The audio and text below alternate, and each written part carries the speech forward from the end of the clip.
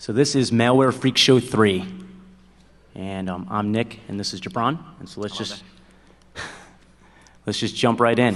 So instead of spending time on the agenda, we'll just skip right past that. The inspiration for this talk is basically something called System Intruder. And for those of you who are familiar with Bedroom Intruder, there was a parody created by this guy we know named Zach. And we were going to play the song right now, but since we're a little short on time, we're going to save it to the end, and we'll play it for you guys. So, brief introduction, who we are. I'm Nick Percoco. I run the Spider Labs team at Trustwave. I started my career in the 90s doing InfoSec. Started out really doing penetration testing back then. This is my 4th DEF CON talk, and I have 2 more this weekend, one tomorrow and one on Sunday. It's a Droid talk and a mobile SSL talk as well. I'm also the primary author of Trustwave's Global Security Report. So if those of you are familiar with that, it's an interesting read. Okay, and I am Jibran Ilyas. I am the senior forensic investigator at Spider Labs Trustwave. I have about 9 years of experience, and this is my only talk at DEF CON this year. I've spoken at Black Hat, Sector, and Source Barcelona before, and I happen to have a master's degree from Northwestern. So just wanted to brag about that. So really, we want to talk about why give a freak show. So what is this talk all about? Well, we perform a lot of investigations on an annual basis. We go into a lot of environments where there's targeted malware, malware that's not taking off any bells and whistles from the AV engines that are installed in those environments. And we really wanted to be able to bring this to you, bring live demos to you guys, and be able to show you what sort of the state of the industry from a malware development standpoint looks like, and what the real criminals are using to exfiltrate valuable data out of corporations and other environments. Basically, the real big takeaway here that we see is, the exploit world is basically commoditized. The criminals are going after, they want to buy exploits, they want to be able to use those to get into environments, but they're really putting a lot of effort, a lot of development resources into developing malware. It's become a rather big business. They will put money into that industry. They will hire really highly skilled developers to make this malware for them. And just as if you have a business and you want to create a business piece of software, you may outsource it to some developers and build it to your specifications. They're doing the exact same thing. So really, what is this talk about? Well, this is the 3rd iteration of this talk. So has anybody seen any of the other Malware Freak shows before? Oh, so we got a handful of folks. Yeah. We got frequent freak show points for you at the end, so just see us. This is the 3rd iteration of this talk. 2009, we demoed a keystroke logger, a custom keystroke logger, a memory dumper, an early version of a memory dumper, and a video poker piece of malware, and then a network sniffer. Last year, we demoed another memory dumper, one that got a little bit more advanced. Some login credential stealers, a network sniffer again, and then a client-side piece of malware that basically targeted PDFs. It was a PDF attack.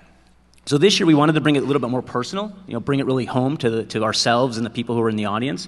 And so we're really talking about some new targets. So this year we're talking about your grocery store, places you shop every day, your favorite bar, places where you like to get drunk, and your work, and then of course your smartphone. So this is all about you in this iteration of Malware Freak Show.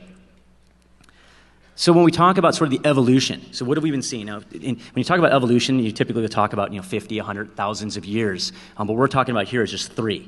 And we've seen a dramatic change in the piece of malware that we've been following, the malware authors, the malware that's being used in the various targets that we're talking about over the last just 3 years. I mean, when we first started following this and putting together this freak show, we saw sloppy malware developers. We saw people that were just literally testing the waters, trying to basically find ways to exfiltrate data, try to automate things that they were trying to do on a manual basis. But it was very very early on. They were also not being covert, so they were being blatant. We'd see things like networksniffer.exe installed in environments, or memorydumper.exe. I mean, they were very early on. And then also a lot of noisy output files. They would create these files that would be gigantic, especially when we're talking about the memory dumper world. Yeah. They would dump 2 gig files to the drives and literally just fill up the hard drives on the systems. And then they were easily detected. You just look at Task Manager in Windows and you can see them. They were blatant in front of you. In 2010, they started to get tricky with their file names. It wasn't anything that was super complex, but they were trying to change things to make it a little more difficult for administrators. And you got to think of a lot of the targets where these criminals are going after. We talked about your grocery store, your favorite bar.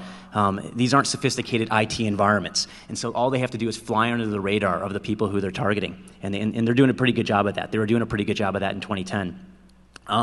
They're also placing things inside system folders to make it a little bit more obscure. You know, if you place something in the root directory of a drive and you build up and you fill it up with a whole bunch of files, someone's may find that. The attackers found if they put it in the system32 directory, it's going to be a little bit more obscure. Not for most people in this room, but for the people that they're trying to target, the victims of the criminals who are targeting targeting people. And of course, the output was mainly in plain text. You'll see some things in 2011 and the stuff we're going to demo now, but mainly they're just putting plain text files. The data they're trying to exfiltrate was just written to disk. No major issues there. The advanced tools that they were using, basically advanced tools that we would use, could easily detect their activity. They were being a little bit more obscure. They may not show up in Task Manager, but we can detect them. And then automated exfiltration, that's sort of the key. If you're a criminal and you want to attack, say, 25, 30, 100 organizations, you're not going to manually connect to those organizations every single day and download the data. You want it to be automated. You want it to send the data to you. Just sit back, relax, watch TV, and collect all the data that you can out of these victim organizations. So then when we talk about 2011, so this is a little bit of a preview, so I'm not going to go into too much detail, but we talk about 2011, the malware developers have grown up.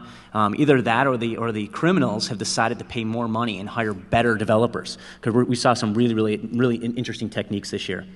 Some zero storage, so we're talking about them writing files to disk. We're going to show you some examples where there's literally the only footprint that's on the system is the piece of malware. There's no evidence of the data that they're actually handling and exfiltrating out of the system.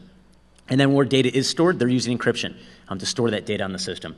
And they're using more efficient methods. So you hire better developers, you can go, you stop having 500K executables and you get them down to just a few K, which makes things much more efficient and much easier to place on systems.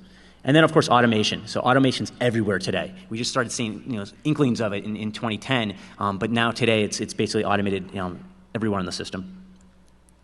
So Jibran, do you want to take some specific pieces of malware, some of the evolution we've been seeing? So, there are some folks that came to our 2009 and 2010 talks, and you guys might realize the notable features. So, like Nick mentioned earlier, 2009, it was just really basic. We were seeing keylogger.exe, networksniffer.exe. So they just didn't care. They knew that once they got into their organizations, they knew that organizations didn't have enough ID staff to even look at those executables. The FTP credentials were not packed in the binary, so we could just use strings and we could see all of the malware features, like, okay, what it does, where's the FTP, what is the FTP username, and the password. So lots of sloppy work. Output was just plaintext.cap files, so that kind of tells you that they really didn't care much. Then in 2010, they actually did one better. They started matching, svchost.exe. Anybody knows what that is? Okay. So basically, they just started naming their malware applications like legitimate Windows names. And then output was compressed and password protected. But again, the password was right in the binary. You would see something like rar-hp and then the password. So that was still pretty easy. Nightly auto exfiltration appeared for the first time. I think one of the malware that we demoed last year had that. But the 2011, which I cannot wait to show you guys, you're going to have a ball watching these demos. So there's no output on the disk. Like some of the malware sniffers that you're going to see is that there's, malware takes the data in one hand, sends it out from the other. It basically has two buffers. It takes the data, it steals the data, and sends it out. And basically, it's a real-time exfiltration. And the exfiltration is no longer on like FTP ports or SMB ports. Exfiltration is on port 80, which, in a lot of even mature organizations, port 80 and 443 are allowed outbound. So the malware writers have realized that, and they fully, take advantage of that.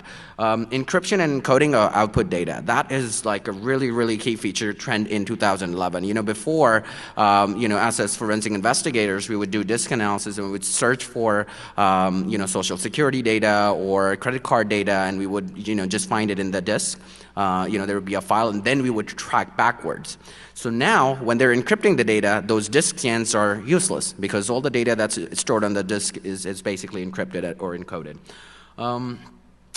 So that was for the sniffers. The memory dumper, in 2009 we demoed the 3 executable files. And there was basically no anti-forensic capabilities, plain text output right on the root, system32 directory.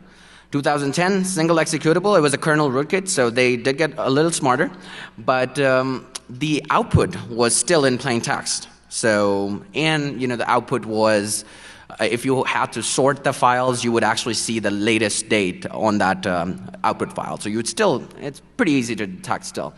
Now 2011, it's the return of the 3 executable files. So it's like a full malware kit. One binary does something, the other binary does the second thing, and the third binary basically completes the package. And we're going to actually see that. And then everything is timestamped. So if you're looking for files in like system32, the most recently accessed or most recently modified, you won't get to see it because the malware writers first timestamp the binaries and they match it with the system installation date.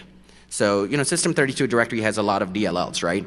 So if they match those dates, you're probably not going to doubt those files. And last but not the least, that output, again, is encrypted. So you have to actually crack the encryption to figure out what kind of data they're exfiltrating.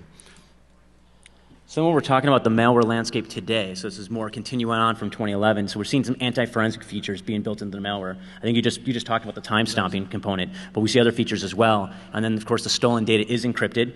The encryption algorithms are getting more advanced. I think some of the early versions we just saw using like XOR to basically encode that data. But we're seeing things more sophisticated there as well. Mainly because if you're an attacker and you're going after a site and you're harvesting a whole bunch of data, even if you're storing it locally, you don't want someone else to come along and grab it and steal it from you. So might as well protect the data that you're stealing from those systems. And then of course malware as a DLL. We started seeing that. We're going to demo one of those as well for you.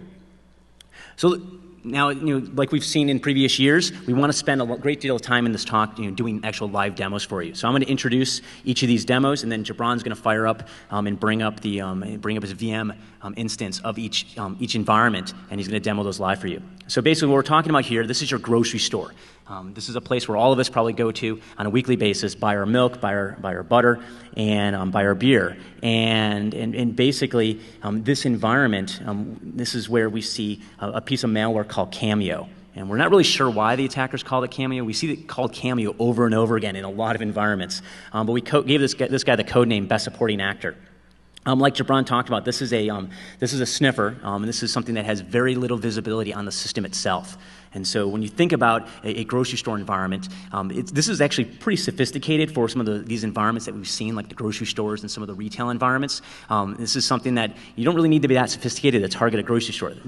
I haven't been to a grocery store that has an IT security person hanging out in the back room. This is just check cashiers and the store manager. But we see environments where this malware is placed on either a central system in the environment or on all of the lanes. So when you're checking, you're buying your beer and they're scanning it and you hand them your credit card, they're swiping that, and literally in real time, your data is going from that register across the network out to the attacker systems, and they're then archiving that into a database and sorting it out for sale almost instantaneously. Right. And part of the things to note is that the grocery stores, they don't, sometimes you won't even see Windows computers there. You would see the Ethernet, point of sale swipes, right? So obviously they don't have this malware is designed for a Windows box. So basically all the data that's going across on Ethernet to a server, in the manager's room, they want to place that malware there. So this malware has to be at the aggregation point of the data. So with that, you want to bring up the demo? Yeah, let's do it. Okay. All right, so this is the exciting part of the talk, and I think you all will enjoy it a great deal. So what we're going to do, obviously, we have 4 demos here, and have you guys been to a talk with demos before at DEF CON? We hear there's a very, very low percentages with the success of the demos. So, we're going to do a collective prayer to the demo gods. And we're going to do it before each demo.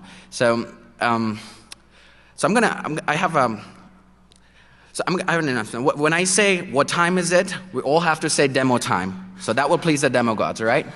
All right, and this room is packed, so I better hear like a huge cheer. And actually, we have an incentive for you guys. So whoever cheers the loudest, not only that we give a Spider Labs t-shirt, but also a pass to our party. That's right. Yep. Awesome. So you did it the first time. There are 4 times, so you better make sure, or better be awake. Because, all right, so are you guys ready? All right. What time is it? There you go. You guys are good in the first time. That's exciting. I think we're going to have a lot of fun. All right, so as I said, this is a grocery store, right? Does it look like a grocery store? Do you see your common things? That's awesome. Okay, so first I want to show you the binary. So the binary is called cameo.exe. I'm going to show you the size. This is only a 24 kilobyte binary. And if you mouse over this, you see keyword sniffer, MFC applications. That kind of tells me that this is probably like an off-the-shelf product, but they modified the code, and then they made it so that it has some anti-forensic features. So what I'm going to do is copy this binary to the Windows System 32 folder. That's typically where a lot of the malware run from, right? So, and then we're going to start the command prompt and actually browse to that directory. Everyone following me so far? Awesome, cool. All right, so I'm going to start, so basically to run, to install this malware, you basically just type the malware name. The malware writers, they actually code it so that it's installed as a Windows service. Can anybody tell me what's the advantage of being installed as a Windows service? Yeah, so when you reboot the system, the malware comes back. So here you go. I'm going to start cameo.exe. Notice we didn't see anything. The malware is running. So what I want to do now is actually show you. You guys familiar with Procmon? It's a sysinternal tools that kind of monitors the activities of a process. So I'm going to say that, hey, I only want to monitor whatever cameo.exe is doing. Hit apply, and this is basically it. So as you can see, the malware is running, but it doesn't have any disk activity at this point. So I also want to start my Wireshark because remember I told you that this malware actually sends the data outbound on port 80. So we want to see what data actually goes out of the network, right? Okay. So even at Wireshark, I don't want to monitor the whole network, the whole grocery store, right? So I want to just filter for everything that's going out on port 80. Anybody know a filter that we can feed it to Wireshark that just gives us port 80 traffic? TCP.port, yep, equals 80, right? So that's what we're going to do. We're going to say, okay, you know what, you're sniffing, this is me sniffing the traffic to figure out what the malware actually sends out. So I only have one interface, so that's easy. And then I'm going to say tcp.port equal 80. So now the sniffer is only going to show us what goes out on port 80. All right, so now that we have our sniffer set, I'm going to jump to my host machine and actually show you a file with the credit card data. So that file is basically called check3.txt. So as you can see, there's not only just credit card data, but what we call credit card track data, the magnetic stripe data on the back of your credit card. So why this is useful is because if you steal someone's track data, the magnetic stripe data, what you can do is you can code that on your credit card. And then wherever you go, let's say you go to a Best Buy or whatever expensive place, you can buy like a $5,000 plasma TV and they'll ask you, hey, show me your ID. So on the front of the card, it's your name, but behind the scenes, this poor victim is going to get charged. So this is the file that I'm going to send on the network, and this is the file that the malware is going to intercept. So I'm going to log into the FTP server there. So I'm going to send the data on FTP server, and then we're going to see the data go out on port 80. All right? Yeah, so this is very similar to what you see in a grocery store when you swipe a card at a lane in a hardware terminal. It's sending that data to a central processing server. So that's basically what Jibran is going to simulate here. Yep. So I'm basically feeding the data to that aggregation point, right? And this happens for all of those, grocery shop terminals. So I'm going to say check3.txt, just put it there. And then we're going to go back to our screen here and go back to Wireshark. And voila, that worked. So the demo gods have answered. So we have this weird-looking traffic, right? Some traffic is going to this ftm.php. So right now, our attacker server is the internal IP because we don't want to send the data out, even the test data. So this is basically the packet that we're going to follow and see what the output looks like. So I do a right-click on it, and I go follow TCP stream. So this is basically the packet. As you can see, it's a post, and the user agent is Cameo. It's sending it to this IP address. Notice it's an internal IP, but in the real world, there would be an external IP, like in some Eastern European country that I should not name. Content length, and then this is the data that's going out. So can you see anything? Can you make anything out of this data? Okay, thankfully not. All right, so I'm going to copy this output. So this is basically the data that's going to the attacker server. So how do we crack this? So we basically, at Spider Labs, our researchers crack the code, and we're going to see how this data looks like. So I'm going to go to my Cameo directory, create a new file called malware output, right? And basically paste the information that I saw in the TCP stream. Okay? And what I'm going to do now is basically copy a script. It's basically a Perl script called Cameo Decoder. Put it here and browse to this directory. Okay. So the way to run it is you basically do cameodecoder.pl. That's the Perl script that we wrote to crack that data. And I'm going to feed the malware output.txt. So that's the file that had the encoded data. And then I'm going to say, can you please put all that data in decrypted data.txt? Okay, so the script runs and it basically decrypts the data. Now we have this file that has the encoded data. And now we open the decrypted data, and what do you see here? It's got an IP, source port, then it has that full credit card number, actually magnetic stripe data that we saw earlier. Got it? So that's how sophisticated the malwares are getting. As you can see, there's no storage on the disk. It basically takes the data on one buffer, and then every 30 seconds it sees, hey, is there data on my right hand? If there is, then I'm going to send it from my left hand. So it's kind of like charity, Yeah, so that's it for the Cameo malware. I'm going to turn it over to Nick Percoco, and he's going to show you about the second malware. All right, so before we do that, I'm going to set up my snapshot. Okay, you bring up the presentation. Yeah.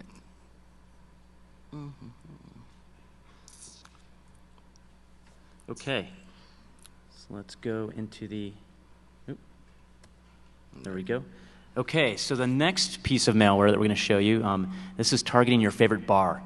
So obviously, I would think everybody here has been to a bar before, and when you go and you buy a beer, you start up a tab, you hand your credit card to somebody, and basically your card is being entered into a system, and then it's being processed, similar to what we saw in the grocery store, but that's happening in a bar. And so the type of malware here is different. This is not a network sniffer. This is a memory dumper, and then the memory dumpers are designed to obtain data while it's in memory, as the name sort of tells you. But the big key factor there is that we see this being used in environments where data is being encrypted to a system. It's being encrypted while the data is on disk in the system by design, and then it's being encrypted while it's being sent to, say, an upstream processor or an upstream system. So the criminals sort of scratched their heads for a little while and thought, how are we going to get access to this information? And they started developing a memory dumper. And so we call this memory dumper the son of brain drain, because last year I think we demoed brain drain. This one's a little bit more advanced. Yeah. And so to not steal any Jibran's thunder talking about the key features, I think are you up and ready to go for the next demo? Yeah, sure. So you want to do your chant? All right. So the demo gods were very, very, very happy. I just got a message. So we're going to do this again, but this time we're going to do one better, right? We're going to raise our hands and say demo time when I chant. What time is it? You guys look fantastic. Thank you so much. All right, so we're going to start the same way. I'm going to show you the binaries. So this is the memory dumper malware kit. So as I mentioned that, you know what, they have multiple binaries doing the job. So let's see what each of them looks like. There is winboot.exe. So this is basically the controller. This is like the master malware, I would like to call it. So this is the one that gets installed as a Windows service, and we already discussed what Windows service does to the malware. It comes back every time system boots up. And when it runs, basically the only job that this malware, this piece of executable has is basically starting the two other binaries. So this first binary that you see, csrsvc.exe, that has a list of executable names that are known executables that handle credit card data. So it has the name of the most common point of sale applications. So when you go to a restaurant, you go to a hotel, you go to a bar, you see a typical kind of systems. I don't want to name any of those software, but the attackers know about all of them. At least all the popular ones. So they basically say, hey, you know what, rather than dumping the memory of like 4 gigabytes of the whole computer, we don't want to create that much noise. So what we're going to do is pick those processes and just dump the memory for those particular processes. So the footprint is less, and then they delete that dump too after they parse the data out of it. So the CSR SVC, again, it dumps the memory of a particular process. This last piece, inet MGR, that is the piece that actually looks at the dump. So if a dump is 500 megabyte, attackers don't want to transfer 500 megabytes because, guess what? At a grocery store or a bar, the bandwidth is not that awesome. So they don't want 500 megs of data coming for like 4 credit cards. So what they do is they write this application, which is like a Perl application. They've converted it to exe with Perl 2 exe. And this piece actually looks at the dump files, and it parses out only track data. And then this is the piece that actually does the encryption and some other features, which I'm going to show in a minute. So without further ado, we're going to run this memory dumper malware. OK, so see these files, winboot.exe. So this is winboot.exe. So basically, the malware writers, they actually followed a lot of good coding skills. So the installation for this malware is basically an install switch. winboot.exe/install. And guess what you see? Windows bootloader installed. You know what? I want to show you something really cool, which I love about these malware writers. They try to freak you out. So what you're going to see when you see the service, Windows boot, yeah, so this is the one. So as you can see, the path to the executable is the path that we were in, winboot.exe. And guess what it says? It manages the loading of the Microsoft Windows operating system, right? And better yet, if this service is disabled, the Microsoft Windows operating system will fail to start. So, this is the first year that they've got all the spellings right. They usually mess up on the spellings. So it's a huge year for those writers here. OK, so now that this malware is installed as a service, we have to run this. As I said, they wrote the code brilliantly. They also have a debug feature to this. So I think someone was queuing their code. All right, so we're going to run this in debug mode. And what you're going to see here is basically, these two pieces haven't started yet, right? So when I run it in debug mode, there's going to be 2 new processes. And you're going to see that right on the system tray here. All right, so winboot.exe, hey, I want to see debug. So now, as you can see, there's a new process, csrsvc, and also the inet mgr. Right? So I don't know if you could see it that far. It's saying, basically it says state loading, please wait, state monitoring. So the malware is kind of saying, okay, you know what, I'm ready to do the dirty work, but you got to do something for me to do anything. So right now the malware is just sitting idle. I mean, it's monitoring, but it's not showing any output because we haven't processed any of the sensitive data. So as soon as we do that, you should see something here. Okay, so I need a volunteer here who's going to come to our bar. And as you can see, we have a pretty cool bar, the whiskey bar. So who wants to come to the whiskey bar? There you go. We got a brave soul here. Yeah, come on up. Okay, so while he's coming, because this is not a point of sale application, we don't have a payment processing application here. So we're gonna trick the system. We're gonna say, let textpad be our payment application. So instead of textpad.exe, I'm gonna say become pbtsrv.exe. So textpad is our payment application. So I'm gonna open this. And now I'm going to ask our volunteer to actually swipe a card. Actually, what kind of beer would you like? This is a bar, so. Bud Light. Bud Light. So he wants Bud Light, and sorry I couldn't provide a cuter bartender, but. Okay, swipe the card.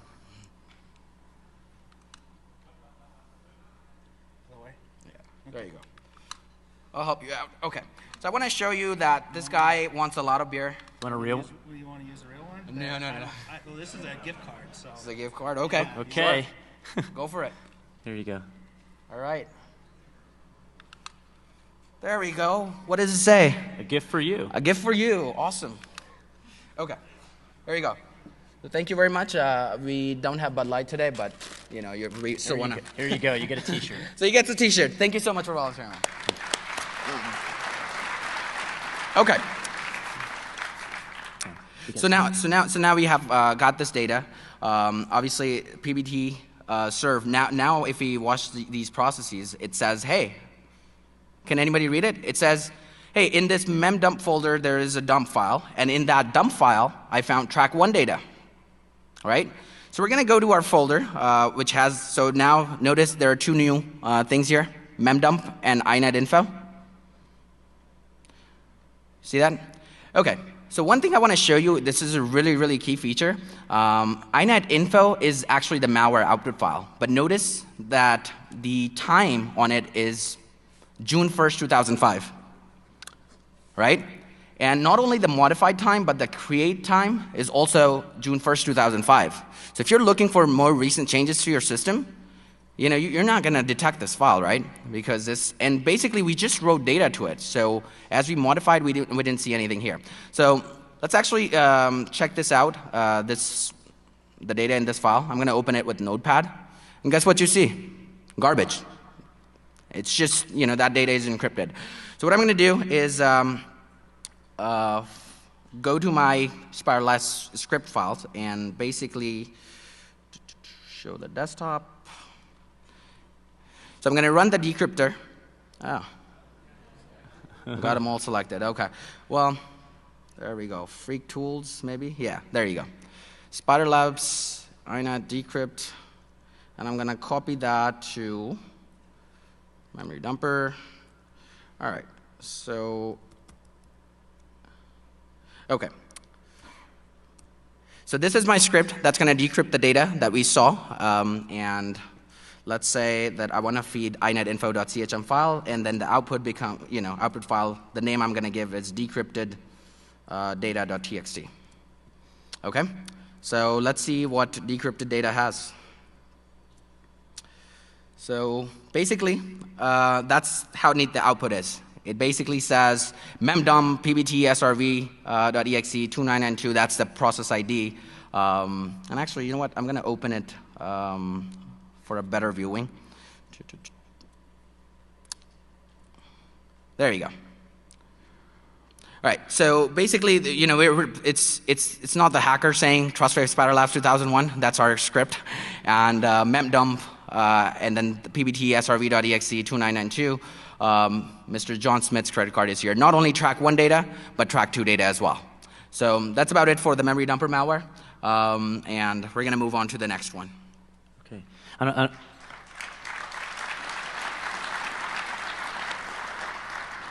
And when you talk about these hitting you personally, I actually once got a call from Jibran, who asked, "Were you at this club in Las Vegas last July?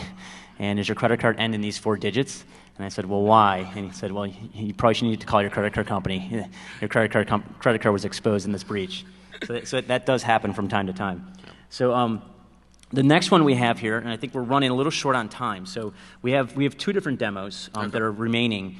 We have this web check DLL, and this is basically targeting your work, and this is where this is basically an example of how you hear about critical files being exposed when corporations are having data leakage problems. This is a piece of malware that actually will attack that and gain access to it. So we have that demo, and then we also have a mobile demo. And I think the mobile one is pretty short. We can show you that demo in 3 minutes. But this malware is pretty malware because it only has a DLL file. So notice when we mentioned that a DLL can do a lot of damage, you're going to see that here.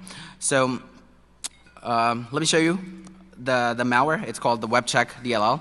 Basically, you can install this malware with a simple registry hack. You can, and I'm going to show you what this registry file has. So this is basically the folder in the registry that it tries to modify. And so I'm going to do it manually so you guys get to see it.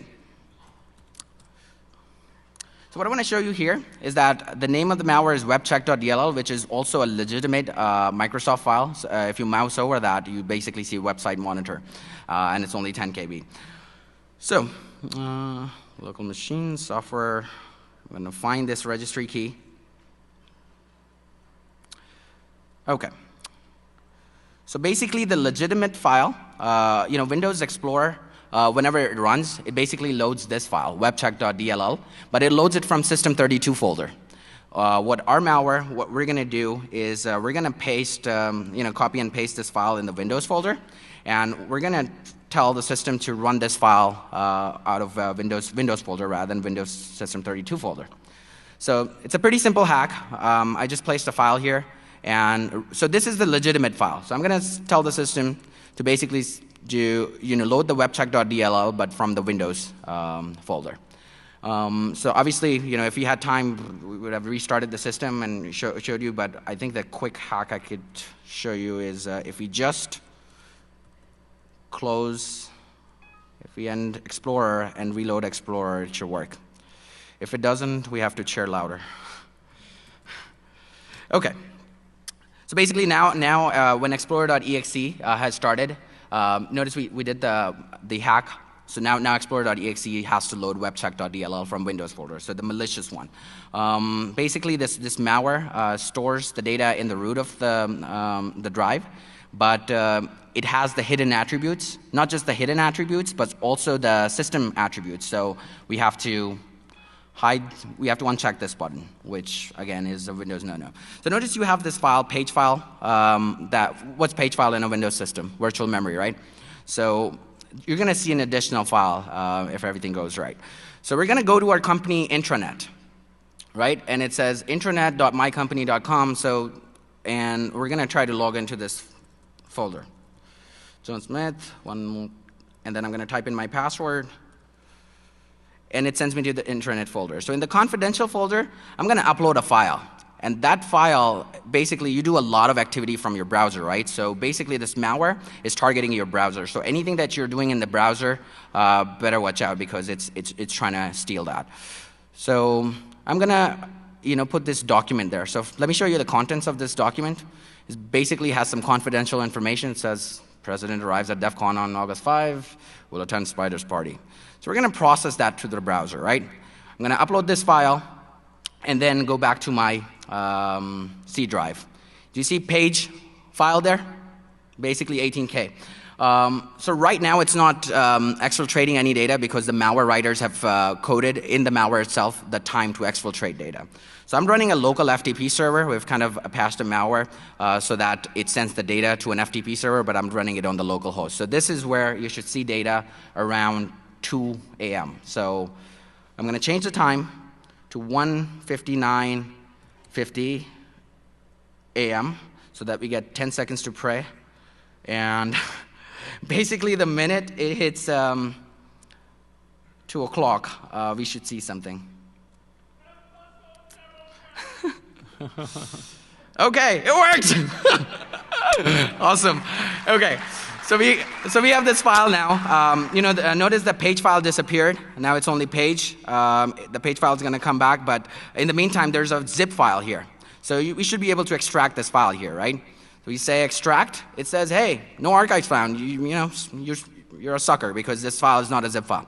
All right. So basically, what I'm going to do is copy this file, and I'm going to go to my Ruby folder because that's where we wrote the code.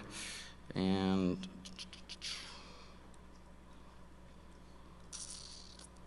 okay. And this is basically the decryption script. So I'm going to put it in the bin folder, and pretty quickly I am going to run this so you guys actually get to see the data before we have to leave.